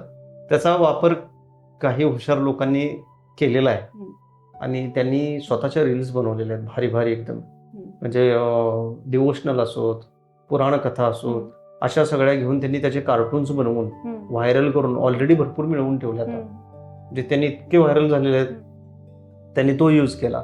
आता इथून पुढचा ट्रेंड येणार आहे डान्समध्ये, तो असाच येणार आहे, AI वरती डान्स बनवायचा आणि व्हायरल रील करायची किंवा त्यातून समाधान मागायचं. आता खूप AI न सोपं केलेलं आहे. नुसता फोटो जरी टाकला तर आणि सांगितलं, त्याला कमांड दिली, मला असा असा कॉस्ट्युम पाहिजे, माधुरी दीक्षित सारखा कॉस्ट्युम पाहिजे आणि अशा स्टेप्स पाहिजेत हम्म. आणि हा डान्स मला पाहिजे. तुम्हाला विथ कॉस्ट्युम तो हम्म. व्हिडिओ बनवून पाठवतो. हम्म. मग बाकीचं जे व्याप आहे, स्वतः कॉस्ट्युम घालणे, स्वतः मेकअप करणे, स्वतः डान्स करणे, स्वतः एक्सप्रेशन देणे, हे गायबच झालं ना सगळं. तुम्ही डायरेक्ट माधुरी दीक्षित सारखाच डान्स करणार आणि कॉस्ट्युम पण आहे तुमचं, सगळं आहे. तर हा सगळा घोळ होणार आहे फ्युचरमध्ये आणि ते विचार क्षमता मारून टाकणार. म्हणजे एखादा डान्स मला सेट करायचा आहे आणि एआयला जर तुम्ही म्हटला हे कोरिओग्राफ करून दे, तो देईल ना लगेच तुम्हाला. तुम्ही काय वापरणार? ऍक्च्युली डान्सचं कसं आहे, जे बिट्स आपण कानावरती ऐकतो, म्हणजे आम्हाला एखादा बिट्स कानावरती पडल्या पडल्या बॉडी आमची लगेच कमांड देते ऑटोमॅटिकली. आम्हाला करावं लागत नाही, ऑटोमॅटिकलीच ते बाहेर येतं स्टेप्स. तसं ते एआयचं नसणार आहे ना, ते ऑलरेडी फीड असणार आहे. आणि फिलिंग जे असतं, एखाद्या म्युझिक ऐकल्यावर आपल्याला जे फील येतं आणि ते फील आल्यानंतर आपल्या कल्पनाशक्तीमध्ये आपण एक डान्स बघतो आणि तशा स्टेप सेट करतो. ते जे नॅचरल आहे ते नाही आहे ना त्याच्यामध्ये, एआय मध्ये म्हणा किंवा बाकीच्या रील्समध्ये. तर हा एक लॉस आहे त्यामध्ये, की नाही पॉसिबल होणार एवढं, आणि ते चालणार पण नाही जास्त काळ. असं मला वाटतंय. कदाचित चुकीचं पण असू शकते माझं, त्यात पण अजून काहीतरी ॲडव्हान्स येऊ शकतो. पण नॅचरल ते नॅचरलच तुम्हाला. कधीच तुम्ही आता एखादा डान्स करायचा आहे तुम्हाला, तुम्ही लाईव्ह करायचा आहे, तुम्ही एआयला सांगणार का? एआय का तिथे लाईव्ह डान्स करून दाखवणार आहे का तुम्हाला? नाही, तुम्हालाच करावं लागणार आहे. असं आहे, त्या पद्धतीनं ते आहे. तर ह्याच्यामुळे लॉस होणार आहे. म्हणजे आम्ही कसं एखादा डान्स सेट करायचा आहे तर पहिला आम्ही ते गाणं लावणार, डोळे बंद करून बसणार, म्युझिक आणि रिदम ऐकत, बिट्स ऐकत त्याचे, आणि मी विचार करणार ह्याच्यावर अशा स्टेप्स, तशा स्टेप्स असतील अशा, आणि मग ते आम्हाला रिकॉल व्हायचं आणि ते आतून असायचं. आणि मग आम्ही परत रिवाइंड करणार, प्ले करून त्या स्टेप्स करणार, जशा इमॅजिन केल्या होत्या तशा स्वतः क्रिएट करणार स्टेप्स, आणि मग आम्ही त्या स्वतः करणार, पूर्ण सॉन्ग सेट करणार आणि मग दुसऱ्यांना शिकवणार. पण नंतर ते आम्हाला ब्रेनला एवढी सवय झाली की आता इझिली म्युझिक कानावर आलं की आमचे स्टेप्स निघतात, म्हणजे ऑन द स्पॉट. आम्हाला विचार पण करायला लागत नाही आता की आम्ही अशा स्टेप्स याच्यावर करू शकतो आणि अशा स्टाईलच्या फॉर्म्सनी करू शकतो. ते त्यामध्ये नसणार आहे. त्याला कमांड दिलाय, तो देणार उत्तर एक, तुम्ही करणार वेगळंच. म्हणजे हे असं काहीतरी विचित्र होत जाणार. प्रॉपर समोर गुरु असणे आणि पडद्याच्या मागे कुठेतरी असणे फरक आहे. तर ते लॉस आहे तसा एआय मुळे. मजा करता येईल एआय सोबत, मजा करता येईल, मी नाही म्हणत नाही की ज्यांना नाचता येत नाही ते आपला फोटो टाकून डान्स बघतील स्वतःला करताना. म्हणजे आता ते सुरू झाले, आता त्याची ऍड सुरू झालेली आहे की असं फोटो टाकला आणि लगेच डान्स केला. आपल्याकडे जरा थोडं उशीर येतं, तिकडे जरा वेस्टर्न कंट्रीजमध्ये फास्ट येतं, पण आपल्याकडे उशीर आल्यानंतर त्यांच्या सुद्धा पेक्षा फास्ट आपण पळतो इकडे. हे आजपर्यंत बघितलेलं आहे. कारण आपल्या हातात एखादी गोष्ट आली की आपण इतकं फास्ट पळवतो त्याला की त्यांना सुद्धा ओव्हरटेक करतो आपण. असं आहे. आणि कुठल्याही गोष्टीला सॅच्युरेशन पॉईंट आहेच की, ती किती होणार आहे ते होऊन त्याला कुठंतरी लिमिटेशन आहे. म्हणजे ते टोटल होऊ शकत नाही. तसं असतं तर सगळंच ते होऊन बसले तर मग आपला उपयोग काय पृथ्वीवर? काहीच नाही, आहे की नाही? सगळं एआयच आहे तर आपलं काय? आणि त्यामुळे प्रत्येक माणूस स्वतःला हुशारच समजतो आता. आणि हुशार असणंच महत्वाचं नाही आहे ना, कारण एआय सगळंच सांगतो तुम्हाला. त्यामुळे लगेच चॅट जीपीटी, मला आता इन्व्हिटेशन कार्ड बनवायचं आहे, चॅट जीपीटी लगेच बनवून पाठवतं ना ते. अशा कितीतरी गोष्टी आहेत. तसं ते डान्सवरती पण इफेक्ट करणार, कारण बऱ्याच लोकांचा बिझनेस त्या डिव्हाइसने खाल्लेला आहे. सगळ्यांनाच खाऊन टाकलंय त्यानं, बरोबर. आर्टिस्ट लोकांना खाल्लं, पुन्हा तुमचं इलेक्ट्रॉनिक इंडस्ट्रीला खाल्लं, पुन्हा टीचिंग इंडस्ट्रीला खाल्लं, बऱ्याच गोष्टींना खाऊन टाकलेलं आहे. इव्हन तुमचं करन्सी पण खाल्ली त्यानं. आता आपण ऑनलाईनच सगळं पे करतोय, बरोबर. म्हणजे तुमची करन्सी पण खाऊन टाकली, सगळं खाल्लं, काय शिल्लक ठेवलं नाही. अजून काय काय तो गिळणार आहे काय माहित नाही आपल्याला ना. पण एका दृष्टीने तो कामाचा आहे, पण एका दृष्टीने कामाचा पण नाही आहे. कारण सगळं कोलॅप्सच करत चाललंय हळूहळू. शिल्लक फक्त काय राहायला लागलं आता, फिजिकली जे करतोय आपण तेवढंच. आता बाहेर समजा आता कन्स्ट्रक्शन चालू आहे, तिथं माणसंच काम करणार ना, AI तर करू शकणार नाही, बरोबर.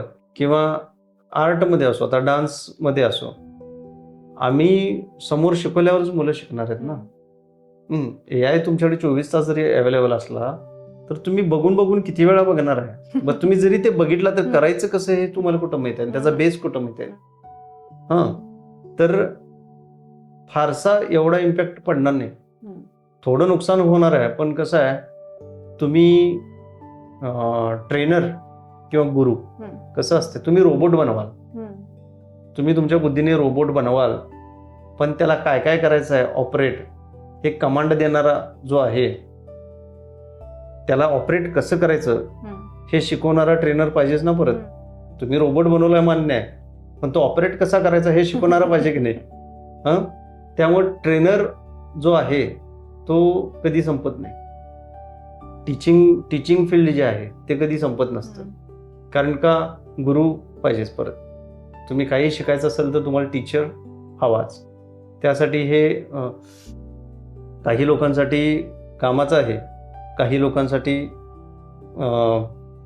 बिनकामाचं पण आहे, आणि काही लोकांसाठी एक आधार आहे की मला काय माहीत नाही तर मी AI ला विचारतो किंवा AI कडनं करून घेतो आणि मग मी तर प्रॅक्टिस करतो माझ्या प्रॉपर टीचरकडे जाऊन. असं होऊ शकतं, पण टोटली डिपेंड राहू शकत नाही त्याच्यावरती. तर ते नुकसान हे होणारच आहे, थोडं का होईना होणारच आहे. आणि फायदा जे प्रॉपर शिकलेले आहेत त्यांना त्याचा फायदा होईल, पण जे फक्त त्याच्यावर डिपेंड राहून मी करतो म्हणतील तर त्यांचं नुकसानच आहे त्याच्यामध्ये. सर, तुम्ही पर्सनल लाईफ मध्ये कसे आहात, शांत की फुल ऑन एनर्जी? काय वाटतंय तुम्हाला? फुल ऑन एनर्जी असेल. फुल ऑन एनर्जी मी बाहेर आहे. अच्छा. पण पर्सनल लाईफ म्हणजे ज्यावेळेला मी एकटा आहे, अतिशय शांत. म्हणजे पटणार नाही, म्हणजे कॉन्ट्रास्ट कुणालाच पटणार नाही की मला शांतीप्रिय आहे. शांती मीन्स नॉट एनी वुमन. मला शांत आवडतं, मला ध्यानाला बसायला आवडतं. माझे मित्र पण म्हणतात, अरे तू तर डान्सर आहेस, कोरिओग्राफर आहेस, आणि तुझा हा ट्रेंड कुठला? अरे ते माझं बाहेरचं जग आहे, पण माझं आतलं जे पर्सनल लाईफ आहे तिथं मला हे आवडतं, आणि तिथं मी शांत असतो एकदम. जेवढं शांत बसतो तेवढं चांगलं, कारण सतत म्युझिकमध्ये असतो, सतत दंग्यामध्ये असतो. मग घरी गेलो ना की सगळे डिव्हाइस बंद करून टाकतो आणि असा टेकून बसलो ना शांत, इतकं शांत इतकं शांत इतकं शांत बरं वाटतंय. आणि ते गरजेचं पण आहे. त्या आपल्या मेंदूला कुठेतरी थकवा येतो, त्याला सुद्धा वेगळी टेस्ट पाहिजे. तर सततच ती टेस्ट त्याला चालणार नाही ना, त्याला काय तर वेगळं नको. तर त्यासाठी मला ते जास्त बरं वाटतंय, शांत. आणि वैयक्तिक लाईफमध्ये सुद्धा मी शांतच आहे. अच्छा. मला कोणी काही मनाला लागल्यासारखं बोललं तर मी मनावर घेत, मी पटकन रिव्हर्स उत्तर देत नाही. मला शांत राहायलाच आवडतं, आणि मुळात मी अशा ठिकाणीच जात नाही जिथं असे प्रॉब्लेम्स क्रिएट होतील. शांत. आणि दुसऱ्यांना पण मी हाच सल्ला देतो, शांत. कारण शांत राहिल्यानं खूप चांगला प्रॉफिट होतो. म्हणजे इंटेलेक्च्युअली म्हणा किंवा स्पिरिच्युअली म्हणा, एक मानसिकता जी बिघडते ना ती बिघडत नाही. तर मूळ शांत हा माझा स्वभाव आहे. आणि कारण हे ऑटोमॅटिक होत जाते. त्याचं रिझन सांगतो तुम्हाला. ज्यावेळेला तुम्ही डान्स शिकवताय त्यावेळेला पेशन्स खूप लागतात तुमच्याकडे. कारण तुम्ही 10 वेळा एक स्टेप शिकवताय आणि समोरचा करत नसेल तर मला वाटते विदाउट पेशन्स असलेली व्यक्ती उठून डायरेक्ट मारणारच, बरोबर, किंवा ओरडणार जोरात. तर त्याला खूप पेशन्स लागतात. आणि मी 10 वेळा शिकवतोय तरी समोरच्याला एखादी स्टेप कळत नाही, येत नाही, तर चिडचिड होतं ना. मग तिथं पेशन्स ठेवून आतनं राग जरी आला तरी चेहऱ्यावर हसू ठेवायला लागतं, बरोबर. कारण शेवटी आपण कोणालाही उर्मटपणे बोलू शकत नाही. आजकालच्या पोरांच्यात ती क्वालिटीज नाही आहेत. ते लगेच फटाक्कन काय तर बोलतात, समोरच्याला हर्ट करतात, समोरचा परत डान्सच करत नाही. असं आहे. पण हे क्वालिटी जी आहे पूर्वी माझ्यामध्ये सुद्धा ती क्वालिटी होती, चिडचिड करणे किंवा काय इगो म्हणा जास्त असं, कारण जास्त व्हायरल होतो ना, त्यामुळं पॉप्युलर होतो भरपूर, आणि ते ऑटोमॅटिकली त्यावेळेला ते तसं असतं. ते वयच असते तसं. हा, त्यावेळेला एवढं आपल्याला कोण टीचर भेटलेला नसतो समजावून सांगणारा की असं वागायचं आहे तसं वागायचं आहे. आपण आपल्या आविर्भावातच असतो एक. तर तो काळ आम्ही पण भोगलेला आहे. आणि त्यानंतर लक्षात आलं की शांत राहणं हे खूप गरजेचं आहे आपल्यासाठी. खूप म्हणजे खूप गरजेचं आहे, कारण आपण सतत या दंग्यामध्ये असतो. आणि जोपर्यंत तुम्ही शांत राहत नाही तोपर्यंत तुम्हाला त्याची टेस्ट कळत नाही, तोपर्यंत तुम्ही ते करणार नाही. पर्सनल लाईफमध्ये आपण शांत आहे आणि बाहेर म्हटलं तर मग फुल ऑन एनर्जी, ते काय विचारूच नका. मग त्याला अनलिमिट, काय लिमिटच नाही त्याला, एवढं फुल ऑन एनर्जी असं आहे, पण बऱ्यापैकी शांत. सर, डान्स व्यतिरिक्त तुम्हाला अजून काय आवडतं? मला म्युझिक, पियानो वाजवायला आवडतं. मी माझ्या घरी एक छोटासा पियानो आहे, तो मोकळ्या वेळेत वाजवत असतो. गाणं म्हणणे आवडतं, सिंगिंग, आणि फिरणे. अच्छा. कुठेतरी शांत ठिकाणी जाणे, फिरणे. इथं पण शांत ठिकाण आहे बरं का, दंग्याच्या ठिकाणी नाही. हे निसर्गाच्या सानिध्यात राहणे आवडतं, म्युझिक आवडतं, डान्स व्यतिरिक्त ह्याच गोष्टी आवडतात. आणि सगळ्यात जास्त म्हणजे वाचायला खूप आवडतं, रीडिंग. माझ्याकडे भरपूर पुस्तकं आहेत, ग्रंथ असतील, पुराण असतील, अशा गोष्टी ज्या आहेत, स्पिरिच्युअल असो किंवा अन्य कुठल्या, तर पुस्तकं वाचण्याचा मला छंद फार आहे. मी सारखं वाचत असतो. मला वेळ मिळाला की माझ्याजवळ कायम एक बुक असतंच. मला वेळ मिळाला की मी ते काढतो आणि वाचत बसतो. आता सगळं फोनवरती उपलब्ध आहे, म्हणजे ई बुक्स वगैरे आहेत, तर मी त्याचा पण सध्या वापर करतोय की ई बुक्स मला जे पाहिजे ते डाउनलोड करून ठेवतो आणि वाचत बसतो. मला ज्याच्यात इंटरेस्ट वाटेल ते मी वाचत बसतो. पण तो चांगला नाद आहे, म्हणजे फार पहिल्यापासून, आधी नव्हता हा नाद, पण आफ्टर ग्रॅज्युएशन लागलाय मला हा नाद. त्यावेळेला अभ्यासाची पुस्तकं बघूनच वैताग घ्यायचा, अभ्यासच नको वाटायचा. बरोबर आहे ना. पण त्यानंतर काही गोष्टींची माहिती करून घ्यायला सुरुवात केल्यानंतर तर ते बुक्स वाचण्याचा नाद लागला. आणि आम्ही ड्रामा वगैरे करायचो ना, ड्रामा, नाटक, एकांकिका किंवा तर हे नाटक करत असताना, नाटकाच्या प्रॅक्टिस करत असताना ते वाचायला लागायचं. तिथून हळूहळू वाचनाची आवड वाढत गेली. वेगवेगळी नाटकं वाचणे, वेगवेगळ्या एकांकिका वाचणे, अशातून ते वाचन गोडी निर्माण होत गेली. मग दिसल ते बुक घ्यायचं वाचायचं, असं करत करत मग वाचनालयात जायचं. तर वाचनालयामध्ये जाऊन तिथली बुक्स काढायचे, वाचायचं. तर हे असं सगळं वाचनाची आवड आम्हाला निर्माण झाली. आणि त्यातून बरंच, आणि अजूनही वाचतोच, फक्त न्यूजपेपर तेवढं वाचत नाही बघा, काय बाकी सगळं वाचतो. पण त्यातून एक नाविन्य दरवेळेला काहीतरी निघत असतं. जेवढं रिडिंग करू ना तेवढं काहीतरी नवीन गोष्टी आत्मसात होतात. आणि ते बुक्स एक असे आहेत ना की त्या एकांतामध्ये सुद्धा आपल्याला एकटं राहू देत नाहीत. त्यांना घेऊन बसलं की किती वेळ निघून जातो हे कळत नाही. एकदा तरी मी असं एक बुक वाचायला बसलो होतो, 12:30-1 वाजता दुपारी शांत वातावरणामध्ये बसलो होतो वाचायला, आणि 5 कधी वाजले संध्याकाळचे मलाच कळलं. बापरे. इतकं मी ते पानं पलटत गेलो, वाचतच गेलो ते. म्हणजे अशी आवड आहे वाचनाची सुद्धा. त्यामध्ये माझा वेळ पण चांगला जातो आणि मला बरं पण वाटतंय. तर डान्स व्यतिरिक्त आवडणाऱ्या ह्याच गोष्टी आहेत मला, वाचन, भटकंती, म्युझिक, असं आहे. सर, आता तुमचा फेवरेट डान्स आयडॉल कोण आहे? सगळ्यात पहिला माझा फेवरेट डान्स आयडॉल म्हटलं तर आमच्या वेळेला जे होतं, गोविंदा. अच्छा. गोविंदा. तर त्यांचे डान्स बघून त्यांचे डान्स सुपरच. एक्सप्रेशन्स म्हणा, एनर्जेटिक, आणि त्यांची स्टाईलच वेगळी. बॉलिवूडला ते एक काय म्हणायचं, हिरा मिळाल्यासारखं होते. अजून सुद्धा बघा तुम्ही ते डान्स करायला लागले ना की असं अक्षरशः मन प्रसन्न होते. त्यानंतर आम्हाला ब्रेक डान्सची आवड होती, त्यामुळं मायकेल जॅक्सन हे आमचं पहिलं आयडियल. म्हणजे बऱ्याच जणांचं, माझंच नव्हे, जेवढे डान्सर आहेत त्या सगळ्यांसाठी मायकेल जॅक्सन हे एक कारण ते किंग ऑफ पॉप, ते एकमेव असे होते की त्यांनी त्यांचा डान्स बघून किंवा त्यांना कॉपी करून कितीतरी डान्सर्स तयार झाले असतील, करोडो. आणि करिअर झालं त्यांचं, त्या एका मायकेल जॅक्सनमुळे करिअर झालं अनेकांचं. तर ते आयडियल आमचे डान्सचे. त्यानंतर प्रभुदेव आले, त्यांनी तर मग आम्हाला 4 चांद लावतात की तसं. खूपच प्रभुदेवांनी तर आम्हाला इतकं इम्प्रेस केलं होतं, एवढी एनर्जी भरली होती आमच्यामध्ये की आफ्टर मायकेल जॅक्सन प्रभुदेवा आणि before Michael Jackson was Govinda आमच्यासाठी. आणि अजूनही आम्हाला हे 3च आयडियल बरे वाटतात, गोविंदा, मायकेल जॅक्सन आणि प्रभुदेवा.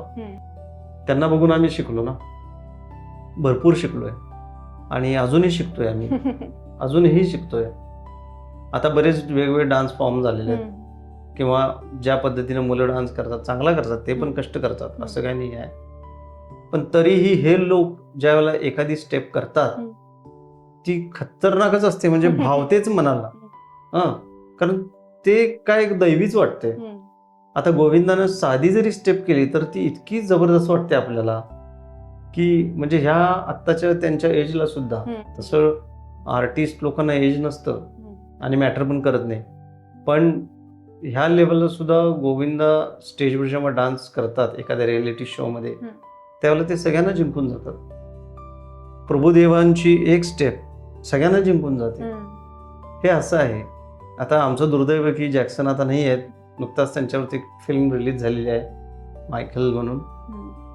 तर ते बघताना सुद्धा आम्हाला अंगावर काटा लागतो, कारण त्यांना मी आयडियल मानून आम्ही पैसे गोळा करून त्यांच्या व्हिडिओ कॅसेट्स आणायचो, VCR लावायचो, रात्रंदिवस बघायचो आणि ते मूनवॉक वगैरे प्रॅक्टिस करणार आम्ही. जबरदस्त. म्हणजे ते काळच विलक्षण होता आणि त्यांना आम्ही इतकं मानणार.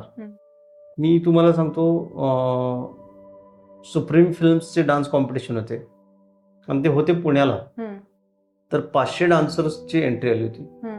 त्यामधून त्यांनी फर्स्ट राऊंडला 250 डान्सर्स सिलेक्ट करणार होते.